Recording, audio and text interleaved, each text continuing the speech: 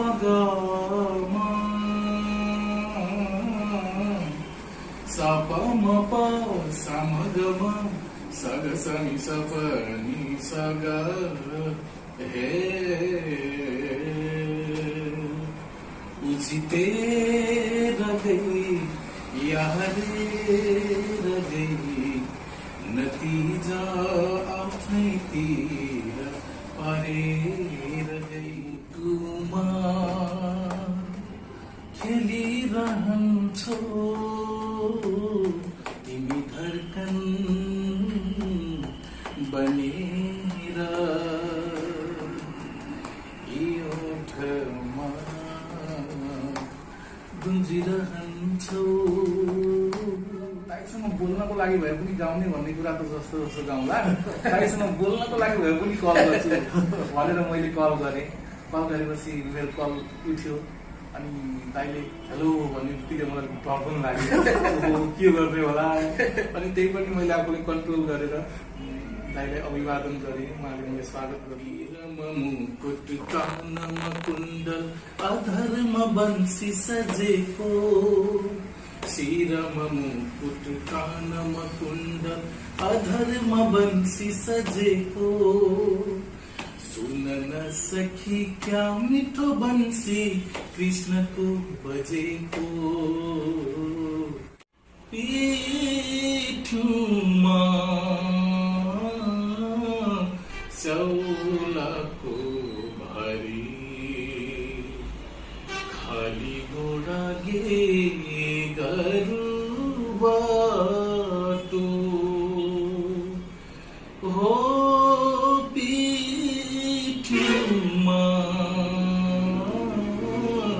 चौलाको भारी झस्केर दुख्छ यो मुटु मेरो उसैको यादमा राखेको थिएँ उसलाई मैले दिलको माझमा।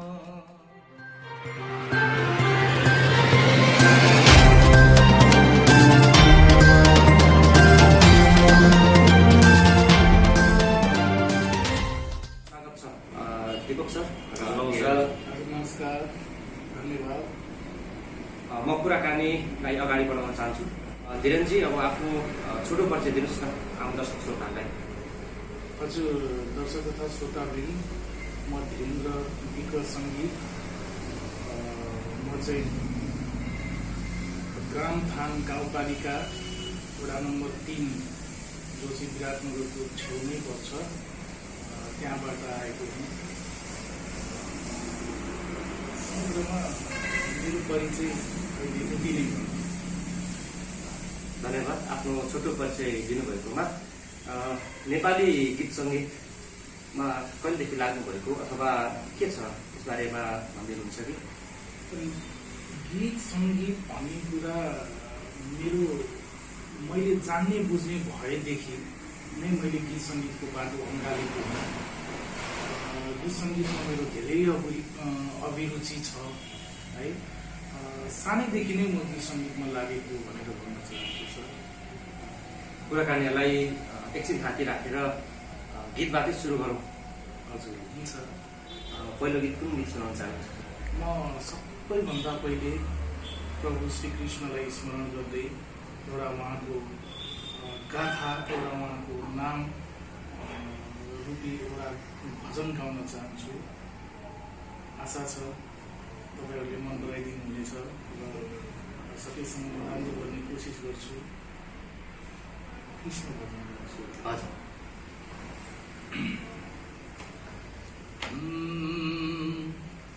शिरमा मुकुट कानमा कुण्डल अधरमा बन्सी सजेको शिरमा मुकुट कानमा कुण्डल अधरमा बन्सी सजेको सुन न सखी क्या मिठो बन्सी कृष्णको बजेको सुन न सखी क्या मिठो बन्सी कृष्णको बजेको मोहनको मोहनी लाउने मधुर मुरलीको धुन सातै स्वरको सङ्गम कस्तो पक्कै कृष्ण हुन् सातै स्वरको सङ्गम कस्तो पक्कै कृष्ण हुन् शिरमा मुकुट कानमा कुण्डल अधर्म बंशी सजेको सुन न सखी क्या मिठो बंशी कृष्णको बजेको आँखामा हाम्रो रूप छ तिम्रो मनले सम्झिरहोस् हृदय रूपी यो वृन्दावनमा त्यो धुन गुन्जियोस्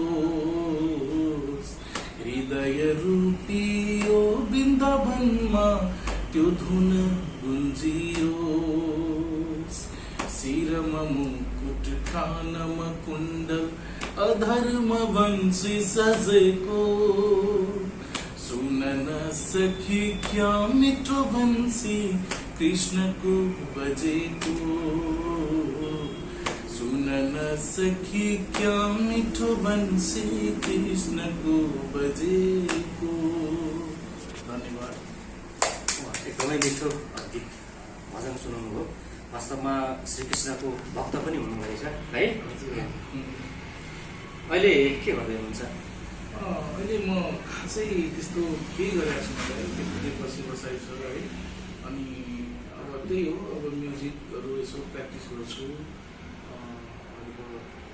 अब प्रभुको भक्तिलाई अँगालेको छु, उहाँको चरण कमलको स्मरण गर्छु। तर प्लस अहिले त्यस्तो खासै केही छैन। अहिले खाली नै छु। अब यो कोरोनाले गर्दाखेरि पनि अब विभिन्न कामहरूमा अलिकति अब्स्ट्याकल आइरहेछ होइन। त्यो हिसाबले त सबैलाई हजुर हजुर असर पारेकै छ। कोरोना अब अन्तिम भएपछि मेरो पढाइहरू पनि केही पुरा गर्न बाँकी छ। अब पढाइहरू पनि पुरा गर्नुपर्छ र म्युजिक फिल्डमा हाम्रा आदरणीय दाइ दीपक ओली दाजुले जुन सपोर्ट गर्दै हुनुहुन्छ मलाई, त्यसको पनि म माथि एउटा उत्तरदायित्व छ। एउटा उहाँको दीपक दाजुले जुन एक किसिमको मलाई अवसर दिनुभएको छ, त्यो अवसरलाई मैले सदुपयोग गर्नुपर्ने छ र त्यसको लागि पनि केही प्र्याक्टिसमा जुटेको छु। त्यस्तै छ। अहिले हाम्रो दीपक सरले चाहिँ अगाडि बढाइराख्नु भएको छ। एकदम ठुलो कोसिस। एकदम यो आजको स्वार्थी युगमा यसरी कुनै पनि फिल्डमा सपोर्ट गर्ने मान्छे पाउनु भनेको धेरै ठुलो कुरा हो र म एउटा भाग्यमानी व्यक्ति रहेछु। चाहिँ प्रभुले चाहिँ मलाई दीपक दाईसँग सम्पर्क स्थापित गराइदिनु हो र उहाँले मलाई म्युजिक फिल्डमा धेरै सपोर्ट गरिदिनु भएको छ र उहाँको यो जुन गुण छ, यो गुण म जिन्दगीमा कहिले बिर्सिने छैन। हाम्रो दीपक दाईले जुन लगाउनु भएको छ मलाई अगाडि बढाउनको लागि, उहाँप्रति एकदम म आभार प्रकट गर्दछु। उहाँले धेरै सपोर्ट गरिरहनु भएको छ। ठिकै छ। अब उहाँको हार्दिकता, सदस्यता र उहाँले जुन किसिमको सपोर्ट गरिराख्नु भएको छ, पक्कै पनि सही ठाउँमा पर्नेछ उहाँको यो सपोर्ट। म कुराकानीलाई अलिकति दीपक सरतर्फ मोड्न चाहन्छु। दीपक सर, उहाँलाई कसरी चिन्नुभयो? चिन्जान गर्ने एउटा माध्यम के भन्यो, कसरी भन्यो र कुन हिसाबले सपोर्ट गर्दै हुनुहुन्छ? आम दर्शक श्रोतालाई भनिदिनुहुन्छ कि? सर्वप्रथम त म मनका कुरा जुन युट्युब च्यानल मोहनजी हुनुहुन्छ, हृदयदेखि धन्यवाद दिन चाहन्छु। त्यसपछि हाम्रो देव भाइ हुनुहुन्छ, हाम्रो लोकनाथजी हुनुहुन्छ, कुमारजी हुनुहुन्छ। एउटा नव प्रतिभा, एउटा ओजनमा भएको प्रतिभाहरूको एउटा ट्यालेन्टलाई एउटा सम्मान अनि एउटा कदर गर्ने एउटा प्रोग्रामको रूपमा हाम्रो माथिबाट आफ्नो 93.6 मेगाहर्जमा खुल्ला मञ्च एउटा रेडियो प्रोग्राम छ। त्यो रेडियो प्रोग्राममा चाहिँ हामीले फर्स्ट फोनबाट जहाँबाट पनि जो पनि एउटा कलाकार प्रेमी भनौँ न, गीत सङ्गीतलाई नजिकबाट सङ्गीत अनुरागीलाई हामीले फोनको माध्यमबाट लिन्छौँ। लिए पश्चात 6-7जना मित्रहरूबाट 1जना मित्र रविन्द्रको रूपमा सेलेक्ट गर्दाखेरि आजभन्दा 3 वर्ष अगाडि हाम्रो धीरेन्द्रजीसँग मेरो फोनमा प्रोग्राममा उहाँ चाहिँ इन्ट्रोड्युस भयो। उहाँले यति राम्रो गाउनु भयो र उहाँको कुराकानी अनि उहाँले के राखेका कुराहरूबाट म उहाँसँग धेरै नै प्रभावित भएँ। र त उहाँले आफ्नो बाहिरी मनको आँखाले यो संसारलाई देख्न नसक्यो भने भित्र एकदम ज्वलन्त उहाँको एक किसिमको ठुलो प्रस्फुटन गर्न सक्ने एउटा शक्ति पनि छ गीत सङ्गीतमा। मैले त्यही कुरालाई निराधार गरेर चाहिँ उहाँसँग म पनि नजिक भएँ। पछाडि फाइनल राउन्डमा उहाँ सेलेक्ट हुनुभयो, विनर हुनुभयो। त्यस पछाडि 3 वर्ष एराउन्ड उहाँसँग मेरो कन्टिन्यू कुराकानीहरू भइराख्यो। र ओजेलमा रहेको एउटा राम्रो प्रतिभा तीमाथि पनि अलिकति अब केही गर्छु भनेर जस्तो हामी सभामा अगाडि बढेर काम गर्न सक्छौँ त्यस्तो खालको रेस्पोन्सिबल हामी जतिबाट पाउन सक्छौँ। उहाँले सक्नुहुन्न किनभने उहाँ आफू एक्लै हिँड्न पनि सहारा चाहिने अवस्था हुन्छ। त्यो भए पछाडि 3 महिना जति उहाँ मसँग टाढा हुनुभयो। मैले उहाँलाई धेरै मेसेजहरू गरेँ, फेसबुक पनि उहाँको डिएक्टिभेट गरिरहेको। अनि पछाडि मैले भन्दा मेसेजहरू गरिरहेको थिएँ। उहाँले पछि मलाई रेस्पोन्स गर्दाखेरि उहाँ एउटा नराम्रो रोगको शिकार हुनुभएको छ, डिप्रेसनमा पर्नु भएको छ। अनि उहाँसँग फेरि टु बी कन्टिन्यू गीत सङ्गीतकी कुराहरू तपाईँ यति राम्रो मान्छे यसरी किन पछाडि पर्नुभयो, के भयो, धेरै टाढा हुनुभयो, तपाईँलाई एउटा अगाडि ल्याउने ठुलो इन्ट्रेस्ट एउटा चाहना मसँग थियो भनेर कुरा गर्दाखेरि उहाँका केही कुराले मेरो मनलाई छोयो। त्यसदेखि पछाडि ठिक छ, मेरो एउटा खुला मञ्चको टिम छ, जस्तो महेन्द्र नेङमाङ हुनुहुन्छ, राकेश गजमेर, सन्तोष रसाइली, गोपी लुङ्गेली, एउटा हाम्रो टिम छ। म पाथिभरा एफएम जस्तो हाम्रो लोकनाथजी, उहाँले नि मलाई धेरै इन्करेज गर्नुहुन्छ। तपाईँ गीत सङ्गीतमा आउनुपर्छ है दाजु, तपाईँसँग एउटा राम्रो ट्यालेन्ट छ, तपाईँले राम्रो गरिराख्नु भएको छ। हाम्रो देवभाइ जो डिस्ट्रिक्ट टिभी छ उहाँको, हाम्रो एउटा फ्यामिली नै छौँ। अनि पछाडि सबैजनासँग मैले सल्लाह गरेँ कि होइन धीरेन्द्रजी बाजुवाको म टाढा हुन सक्दिनँ, उहाँलाई एउटा गीत म आफ्नो लगानीमा इन्भेस्ट गर्छु, उहाँलाई अगाडि ल्याउनुपर्छ भनेपछि सबैजनाले होदाइ उहाँलाई गर्नुपर्छ भनेर आजको यो हाम्रो जमघट चाहिँ वास्तवमा त्यो हिसाबले उहाँलाई अगाडि ल्याउँ, उहाँको ट्यालेन्टलाई दर्शक श्रोतामाझ पुर्याउँ भन्ने इन्टेन्सनले चाहिँ आज हामी यसरी भेला भएको छौँ। हाम्रो दीपक सरलाई चाहिँ हार्दिक बधाई पनि म दिन चाहन्छु। उहाँलाई एउटा ठुलो अवसर दिनुभएको छ। एउटा सङ्गीत प्रेमी, एउटा कुशल प्रतिभालाई सही किसिमले पहिचान गरेर एउटा राम्रो अवसर दिनुभएको छ। त्यसको लागि मेरो व्यक्तिगत तर्फबाट र मनका कुरा च्यानलको तर्फबाट चाहिँ हार्दिक बधाई पनि भन्न चाहन्छु दीपक सर। अब कुराकानी फेरि यतातिर भन्न चाहन्छु। कुराकानी एकछिन थाती राखौँ र एउटा गीत चाहिँ सुनौँ। अब दोस्रो प्रस्तुतिको रूपमा चाहिँ अब एउटा गीत सुनाउनु होला। अब मैले गाउने गीत चलचित्र मुगलानको एम बराल साहबले गाउनुभएको गीत हो यो। क्षमा गर्नुहोला, शब्द सङ्गीत चाहिँ मेरो थाहा भएन।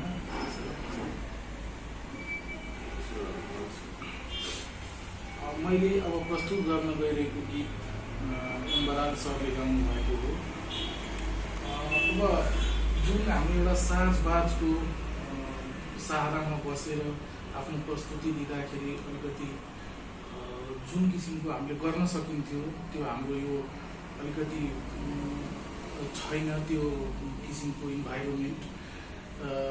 त्यही भएर केही कमीहरू कमजोरीहरू हुनसक्छ, मलाई क्षमा गरिदिनु होला। पक्कै पनि हाम्रो दर्शक श्रोताहरूले हजुर, म पिठ्युमा स्याउलाको भारी भन्ने मुगलान फिल्मको गीत गाउन चाहन्छु।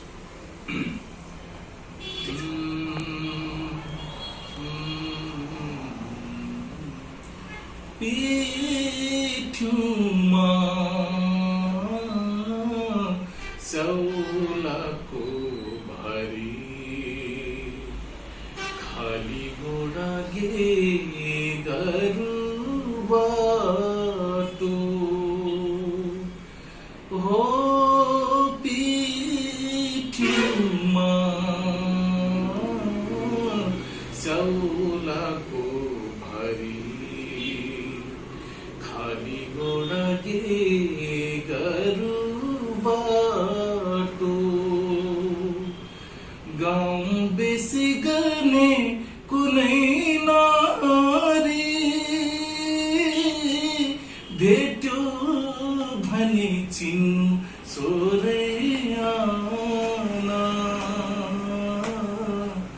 तिनै हुन् तिनै मेरी आमा। हो सो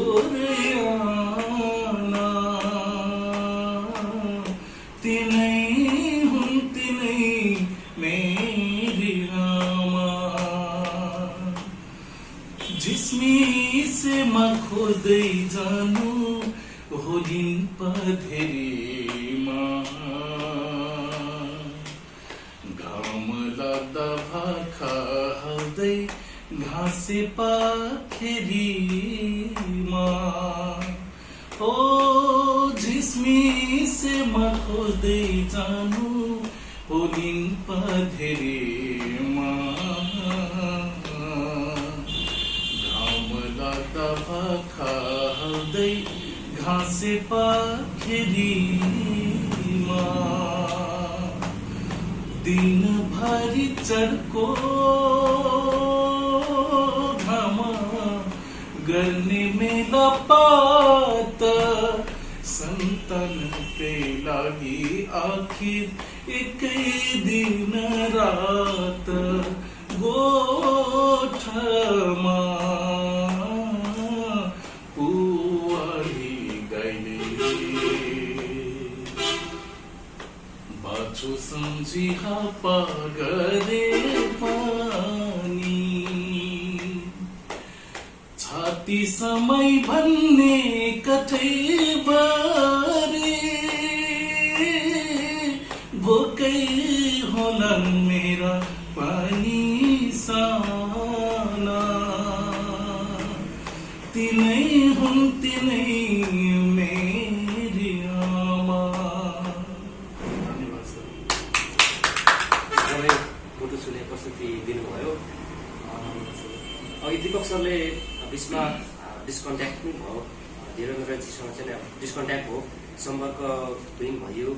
त्यसको खास कारण चाहिँ उहाँमा अलिकति डिप्रेसनको समस्या थियो भन्दै हुनुहुन्थ्यो। खास कुरो के हो धीरेन्द्रजी? हजुर हो, त्यो बेला मेरो चाहिँ म काठमाडौँ जब पढ्नको लागि अध्ययन गर्नको लागि जब बस्थेँ त्यही बेलादेखि नै मेरो एउटा जेनरल एन्जाइटिक भन्ने एउटा प्रब्लम थियो। अनि त्यो जेनरल एन्जाइटिक को चाहिँ मैले औषधि युज गरिरहेको थिएँ। औषधि युज गर्दा गर्दै मलाई अब ठिक भयो र ठिक छ, अब खानु पर्दैन होला मेडिसिन भने विदाउट डक्टरको एडभाइस, डक्टरको सल्लाह बिना चाहिँ मैले औषधि छोडेपछि 1 वर्षसम्म ठिकै भयो। त्यसपछि रोग फेरि बल्झेपछि त्यो डिप्रेसनमा चेन्ज भएछ। अनि डिप्रेसनमा चेन्ज भइसकेपछि त्यो बेला मलाई धेरै गाह्रो भएको थियो। अब जस्तै दीपक दाईले भन्नुभयो, उहाँले मैले एसएमएस गर्दा अरू पनि रिस्पोन्स त्यति गर्नु हुँदैन। त्यो बेला म यस्तो अवस्थामा थिएँ कि केही कुरा मलाई इन्ट्रेस्ट नै हुँदैन थियो क्या। जस्तै कोहीसँग बोल्न मन नलाग्ने, अब छुट्टै बस्न नलाग्ने, केवल भगवानको ध्यान गरेर बस्न नलाग्ने। ल अब मरे पनि अब बरु प्रभुको चरण कमलको स्मरण गर्दै मऱ्यो भने बरु उहाँको धाम ठुलो पाइन्छ कि भन्ने किसिमको भावना राख्ने। त्यो हिसाबले चाहिँ म लगभग सामाजिक सञ्जालदेखि लिएर हरेक कुराबाट टाढा बसेँ। त्यो बेला मलाई एकदम दुःख लागेको छ। त्यो बेलाको अवस्थामा जुन दीपक दाईको एसएमएसहरूको रिप्लाई गर्दैन थिएँ मैले र अरूको पनि मैले गर्दैन थिएँ। तर मलाई मनमा नै यति धेरै गिल्टी फिलिङ हुन्थ्यो, दाईले के सोच्नुहुन्छ होला, के साह्रो घमण्डी रहेछ हो यो मान्छे त भन्ने किसिमको सोच राख्नुहुन्छ होला भन्ने किसिमको मलाई मनमा सोचहरू आउँथ्यो। र पछि दाई एउटा हुन त उहाँको अगाडि प्रशंसा गरे जस्तो हुन्छ, तर वास्तवमा उहाँ एउटा यस्तो महान व्यक्ति हुनुहुन्छ, हरेक कुरालाई पोजिटिभ ढङ्गले सोच्नुभयो। र उहाँसँग पछि म फेरि सम्पर्कमा चाहिँ आएँ, सम्पर्क स्थापित भयो हाम्रो। र उहाँले चाहिँ उहाँको जुन एक किसिमको हौसला, एक किसिमको आँट साहस जुन दिनुहुन्थ्यो, त्यो कुराले पनि मेरो अलिकति डिप्रेसनमा होइन मैले केही गर्नुपर्छ भन्ने किसिमको फिलिङहरू आउँथ्यो। र उहाँले पनि मलाई सहायता गर्नुभयो त्यो अवस्थामा। म त्यसरी चाहिँ डिप्रेसनबाट गुज्रेको अवस्था थियो सर त्यो बेला। अहिले जस अब एकदमै कुशल हुनुहुन्छ? अहिले अब 100मा 98% ठिक छ। मनमा बेला किसिमका रहरहरू जागिरहेछन्। अहिले चाहिँ के गर्नुपर्छ भन्ने भइरहेछ। यसको मतलब चाहिँ अब लगभग डिप्रेसनबाट अलिकति टाढा हुँदै हजुर औषधि सेवन गरिरहेको छु अनि त्यो औषधिले चाहिँ राम्रै काम गरिरहेको छ। अब फेरि एउटा गीत सुनौँ भनिदिनु छ? हस्, अब मैले गाउने गीत झस्केर दुख्छ यो मुटु मेरो लाक्पा शेर्पाले गाउनु भएको यो गीतलाई म उहाँ जस्तै गाउन त सक्दिनँ तर सकेसम्म न्याय गरेर गाउने कोसिस गर्छु।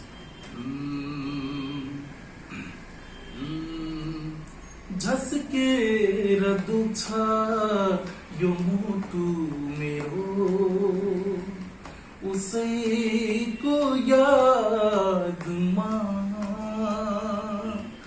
राखेको थिएँ उसलाई मैले दिलको माझमा झस्केर दुख्छ यो मुटु मेरो उसैको यादमा राखेको थिएँ उसलाई मैले दिलको माझमा नसम्झाइदेऊ कतिका व्यथा हृदय जल्दछ नसम्झाइदेऊ कतिका व्यथा हृदय जल्दछ दुखित मनमा जिउँदोला चाहिँ यो आत्मा बोल्दछ यो आत्मा बोल्दछ झस्केर दुख्छ यो मुटु मेरो उसैको यादमा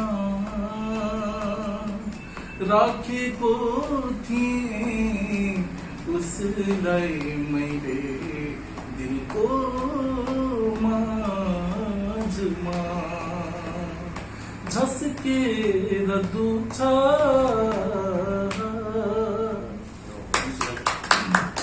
एकदमै मिठो गाउनुभयो। मलाई त लाक्पा शेर्पा आदरणीय दाई लाक्पा शेर्पाको जस्तै लाग्यो होइन।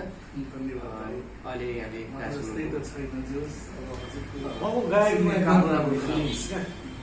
एकदमै राम्रो लाग्यो। अब के अरे दीपक सरले अत्यन्तै राम्रो सही प्रतिभा चाहिँ अब छान्नु भएको रहेछ।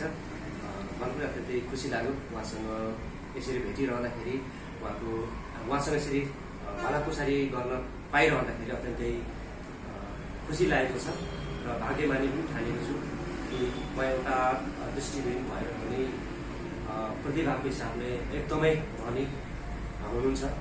खुसी लागेको छ र आगामी आउने दिनहरूमा यहाँको साङ्गीतिक भविष्य उज्जवल होस् भन्ने कामना पनि गर्न चाहन्छु र साङ्गीतिक विषयमा अलिकति थोरै चर्चा गर्न चाहन्छु। म औपचारिक हिसाबले सङ्गीतहरू सिकिराख्नु भएको छ कि रहरले मात्रै गाउनुहुन्छ के छ? यति मिठो गाउनुहुन्छ केही न केही त राज होला।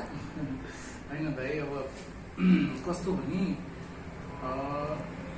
2064 सालमा एउटा हाम्रो काठमाडौँमा चाहिँ एनएबी नेपाल ब्लाइन्ड एसोसिएसन भन्ने एउटा संस्था छ।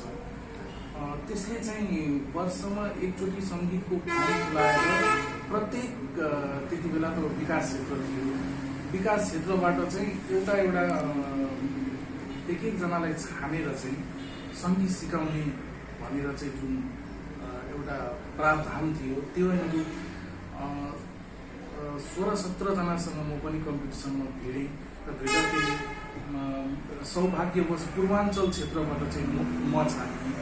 पूर्वाञ्चल विकास क्षेत्रभरिमै म छानिएँ र त्यसपछि त्यहाँ गएर मैले गुरु चण्डी प्रसाद काफ्ले जो चाहिँ अहिले राम्रो सङ्गीतकारको रूपमा स्थापित हुनुभएको छ, जितेर गई हारेर गई जस्ता गीतहरू, बेहोसीपछि त होसमा आउँदा क्या गाउँ हो भन्ने जस्ता गीतहरू उहाँले सङ्गीत गर्नुभएको छ। उहाँसँग मैले 1.5 वर्षसम्म सङ्गीत सिकेँ। र त्यसपछि मेरो पढाइ अधुरो रह्यो। अधुरो रहेपछि मैले होइन पढाइलाई पनि अलिकति निरन्तरता दिनुपर्छ भनेर सङ्गीत केही वर्ष थाती राखेर म फेरि पढ्नतिर लागेँ र ब्याचलर सकिसकेपछि मैले त्यसपछि मलाई समस्याले घेर्यो। अब डिप्रेसनदेखि लिएर हरेक कुराको समस्याहरू आइपऱ्यो र मैले अहिले सङ्गीतलाई पनि पढाइलाई पनि अहिले पनि निरन्तरता दिन सकिरहेको छैन र अब चाँडै निको भएर यो कोरोनाको कहर सक्यो भने पनि सङ्गीतलाई चाहिँ अझ केही 6-7 वर्ष निरन्तरता दिने कि भन्ने सोचिरहेको छु। हेरौँ के हुन्छ। पक्कै पनि राम्रै हुनेछ, पक्कै पनि राम्रै हुनेछ भन्ने आशा गरौँ। अहिले दीपक सरले एउटा गीत गाउने अवसर दिनुभएको छ उहाँले आफ्नो सङ्गीतमा। यसको बारेमा चाहिँ केही कुरा गर्नुहुन्छ कि? हजुर, जब मैले हुन त अहिले म यसरी गीत गाइरहँदाखेरि म अलिक नर्भस पनि छु, किनभने मसँग दीपक दाइ जस्तो सङ्गीतकार अगाडि नै हुनुहुन्छ। उहाँको अगाडि मलाई अलिक डर लागिरहेको छ पक्कै पनि, किनभने मेरो गुरु समानै हुनुहुन्छ, उहाँको गुरु नै हुनुहुन्छ। र जब खुल्ला मञ्चमा मैले फर्स्ट दिन त्यो प्रोग्राम सुनेँ, अनि सुन्दाखेरि जुन त्यो प्रोग्रामको फर्मेट जुन छ, जुन दाइले सेलेक्सन गर्ने फोनबाट अनि फाइनल राउन्डमा बोलाउने, मलाई अत्याधिक मन पऱ्यो त्यो फर्मेट। अनि फेरि मलाई कता कता दीपक दाइसँग बोल्न रहर पनि लाग्यो क्या मलाई। उहाँको जुन भोकल सुने, प्रस्तुतिकरणहरू सुने, एकदमै रोमान्टिक हुन्छ। हजुर हजुर, एकदम रोमान्टिक हुन्छ। हजुर, ल म दाइसँग बोल्नको लागि भए पनि गाउने भन्ने कुरा त जस्तो गाउँला, दाइसँग बोल्नको लागि भए पनि कल गर्छु भनेर मैले कल गरेँ। कल गरेपछि मेरो कल उठ्यो अनि दाइले हेलो भन्ने बित्तिकै मलाई डर पनि लाग्यो, के गर्दै होला। अनि त्यही पनि मैले आफूले कन्ट्रोल गरेर दाइलाई अभिवादन गरेँ। उहाँले मलाई स्वागत गर्नुभयो र मैले त्यो बेला मुटु जलिरहेछ भन्ने गीत गाएँ। म यति नर्भस भएर गएको थिएँ त्यो बेला, मैले बिगारी गाइरहेको थिएँ। अनि त्यही पनि दाइले मलाई राम्रो हौसला दिनुभयो। ल तपाईँ सिलेक्सन हुनुभयो भने चाहिँ आउनुपर्छ, राम्रो गर्नुपर्छ भन्ने कुरा गर्नुभयो र सौभाग्यवश त्यो दिन दाइले मलाई सिलेक्सन गर्नुभयो। सायद राम्रो नै प्रस्तुति दिएको थियो होला। राम्रो थियो तपाईँको अहिलेको प्रस्तुति जस्तो छ त्यो 3 वर्ष अगाडि पनि उहाँमा जहाँसम्म लाग्छ त्यसको केही कमजोरी थिएन। अनि त्यही भएर अनि फाइनल राउन्डमा दाइले बोलाउनु गोल्डेन अपर्च्युनिटी भन्ने जस्तो लाग्यो मलाई। एकदम हो पनि, त्यो थियो पनि मेरो लागि गोल्डेन अपर्च्युनिटी। र म बिहानै एकजना साथीले लिएर गाडी चढेर पार्टीबाट आएँ र त्यो फाइनल राउन्डमा पनि जुन मैले राम्रै गरेँ। दाइले फाइनल राउन्डमा पनि मलाई सेलेक्सन गर्नुभयो र उहाँसँग यसरी सङ्गत भइरहँदाखेरि उहाँका मैले कतिपय गीतहरू सुने, जस्तै प्रेम राईले गाउनुभएको, उहाँको सङ्गीत लेलिना राईले गाउनुभएको। अनि मलाई मनमा कता कता फिलिङ हुन्थ्यो, ओहो मैले पनि दाइको सङ्गीतमा गाउनु पाएँ भनेर सोच्थेँ। तर मलाई भन्न अड लाग्थ्यो, दाइलाई अब अलिकति योग्य छ छैन उहाँको लागि भन्ने जस्तो पनि लाग्थ्यो। र दाइ यति महान व्यक्तित्व हुनुहुन्छ। मैले आज यस युट्युब च्यानल मार्फत मैले खुलेर भन्नै पर्छ होइन। उहाँको प्रशंसा मात्र होइन, वास्तवमा दीपक दाइ हुनुहुन्छ नै त्यस्तै मान्छे। उहाँ एकदम उदार भावको हुनुहुन्छ। उहाँले नै मलाई प्रस्ताव गर्नुभयो, सायद दसैँ या तिहारको बेला थियो होला त्यो बेला। उहाँले प्रस्ताव गर्नुभयो, धीरेन्द्रजी तपाईँसँग म एउटा गीत गर्न चाहन्छु। ढुङ्गा खोज्दा देउता पाए जस्तो लाग्यो। मैले अस्वीकार गर्ने कुरै भएन। अनि अपर्च्युनिटी प्रदान गर्नुभयो र मलाई भनेको केही दिनमै उहाँले गीतहरू पनि पठाउनुभयो, डमीहरू पठाउनुभयो र सुने मलाई एकदम राम्रो लाग्यो। र त्यसको लागि चाहिँ प्र्याक्टिस गर्दैछु र दाइलाई एकदम हृदयदेखि नै आभार प्रकट गर्दछु उहाँको सहयोगको लागि। यसरी हाम्रो साङ्गीतिक साथ चाहिँ अगाडि बढिरहेको छ। कस्तो भयो भन्दाखेरि उहाँसँग पछिल्लो टाइममा जति म नजिक हुँदै गएँ, गइसकेँ पश्चात कस्तो भयो भने उहाँले मलाई एक दुईवटा कुरा भन्नुभयो क्या, दाजु यो संसारमा आश्वासन दिने मान्छेहरू धेरै हुँदो रहेछन्, तर त्यो आश्वासनले आफूलाई कति पीडा हुँदो रहेछ भन्ने कुरो जीवनमा भोगाइ छ मसँग एक किसिमको भन्नुभयो। अनि मैले सायद यो डिप्रेसनमा पनि यस्ता आश्वासनहरूले जस्तै एउटा हामी यस्तो मान्छे प्रोफेसनल होइन संसार देखेर हिँडेर संसारमा रमाएको मान्छेलाई त असर पार्छ भने उहाँले संसारमा आफ्नो बाहिरी आँखाले नदेखेर एउटा भित्रको भयङ्कर ठुलो ज्वालामुखी विस्फोट हुन सायद त्यो अवस्था छ। मैले के भन्नु, ठिक छ धीरजी तपाईँ अब कसैलाई केही पनि नभन्नु छोडिदिनुहोस्, तपाईँलाई एउटा राम्रो अपर्च्युनिटी म पनि दिन्छु, अब तपाईँ हामी मिलेर काम गर्नुपर्छ भनेर मैले अब साथीहरूसँग सहयोगको भावनाहरू राखेको छु, गरेको छु। तपाईँलाई किन नगर्ने, ल तपाईँको लागि एउटा गीत जति खर्च लाग्छ म इन्भेस्ट गर्छु भनेर मैले उहाँलाई त्यो हिसाबले भने अहिले उहाँको गीतको ट्र्याक पनि बनिसकेको छ। जस्तो हाम्रो काव्य रेकर्डिङमा हाम्रो अशोकजीले एकदम राम्रो मेहनत गरेर काम गरिरहेको छ। उहाँलाई पनि एकदम हृदयदेखि धन्यवाद दिन चाहन्छु। हाम्रो अशोक थापा सर जसले हाम्रो खुल्ला मञ्च प्रोग्राममा विनरलाई 50% डिस्काउन्टमा एउटा सुलभ एउटा सहजता गराइदिनु भएको छ। रेकर्डिङ गर्ने मौका चाहिँ दिनु भएको छ जो आर्थिक अवस्था कमजोर हुनुभएको कोली सरसँगको सहकार्यको बारेमा र उहाँले जुन गीतको सपोर्ट गरिराख्नु भएको छ उहाँको बारेमा कुरा भइसकेको छ र अब फेरि एउटा गीत राखौँ। हाम्रो दर्शक श्रोताहरूलाई अब कुन चाहिँ गीत सुनाउन चाहनुहुन्छ दिनेशजी? अब म हाम्रो दर्शक श्रोताहरूलाई नारायण गोपालले गाउनुभएको लौ सुन म भन्छु मेरो राम कहानी भन्ने स्थायी र अन्तरा गाएर सुनाउन चाहन्छु। लौ सुन म भन्छु मेरो राम कहानी, लौ सुन म भन्छु मेरो त्यो एक दिनको घाम सयौं दिनको पानी, लौ सुन म भन्छु मेरो राम कहानी। म उठ्दा आकाशले मलाई छेकिदिन्छ, अघि बढ्दा धरती मलाई खालु खान्छ। म रोए आँसु त्यहाँ भनेर, तर आँसुले नै मलाई नै बगाउँछ। त्यो बिधुवाको सिउँदो कि मेरो जवानी, त्यो एक दिनको घाम सयौं दिनको पानी, लौ सुन म भन्छु मेरो राम कहानी।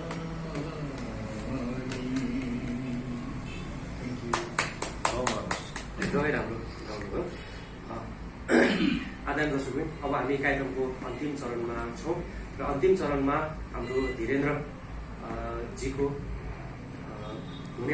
रेकर्ड हुनेवाला गीतको बारेमा चर्चा गर्दै अलिकति चर्चा र अलिकति छोटो अंश सुनाउने आग्रह गर्दै दिन चाहन्छौँ र यसको बारेमा चाहिँ दीपक सरले म छोटकरीमा त्यो गीतको बारेमा चाहिँ दीपक सरले चाहिँ छोटकरीमा भनिदिनुहुन्छ। यो गीत चाहिँ कसरी भयो भने मैले उहाँलाई 2टा गीत कम्पोज गरेर पठाएँ। अनि ठिक छ यसमा तपाईँलाई मन पर्यो भने गरौँ, परेन भने फेरि अरू गरौँला न भनिसकेपछि उहाँले फर्स्ट गीत मैले यो मुठुमा खेलिरहन्छौ तिमी धडकन बनेर, यो ठुमा गुजिरहन्छौ यो ठुमा गुजिरहन्छौ तिमी सरगम बनेर। मैले यसरी पठाएको थिएँ। अनि मैले दादा मलाई गीत एकदम मन परेर यो गीत गरौँ भनेर भन्नुभयो। अनि यो चाहिँ गीत मैले कस्तो थियो भने फर्स्टमा मैले मेरो एकजना साथी हुनुहुन्थ्यो, पहिला साथी, उहाँ चाहिँ अहिले विदेशमा स्पेनमा हुनुहुन्छ। अनि उहाँले गर्नुभएको थियो। अलिकति त्यसदेखि पछाडि हामी त्यति किप इन टच पनि भइएन, उहाँ बाहिर हुनुभयो। अनि कैलाश कार्कीको गीत कम्प्लिट गर्न चाहिँ मैले पछिल्लो समयमा हाम्रो रेडियोबाट चाहिँ मसँग एउटा फेसबुक फ्रेन्डको रूपमा हाम्रो टिङ्कु भट्टराई भन्ने एकजना इराकको म्याडम हुनुहुन्छ।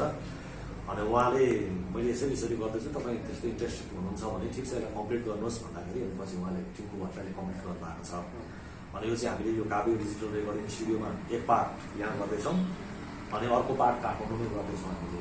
अनि यसको ट्र्याक पनि सकिन्छ। सर यो डुएट गीत हो? यो डुएट हाम्रो सम्झना ओली बहिनी हुनुहुन्छ, धीरेन्द्रजी र अनि सम्झना ओली बहिनी दुईजनाले हामी डुएट गीत गाएको छ। फिमेल भोइस चाहिँ उता काठमाडौँमा फिमेल भने काठमाडौँमा गर्छ, मेल यसको इन्स्ट्रुमेन्टहरू सबै हामी काठमाडौँमा लाइभ गर्छौँ। यसको मिक्सिङ पनि हामीले क्वालिटीको लागि चाहिँ काठमाडौँ त्यतिर गर्छौँ। धीरेन चाहिँ अब यो गीत मन परेकै हो तपाईँलाई? एकदम साँच्चै नै राम्रो बनाएको छ। हाम्रो दिलीप दाजुले धेरै राम्रो मेहनत गर्नुभएको छ। त्यही अनुसार मैले पनि गर्नुपर्छ। राम्रो छ। एक्चुअली तपाईँकै आवाजबाट कति तयारी गर्नुभएको छ, कति तयारी गर्नु जाँदा जाँदै स्टाइल छ यो गीतबाट कार्यक्रम विसर्जन गर्नु।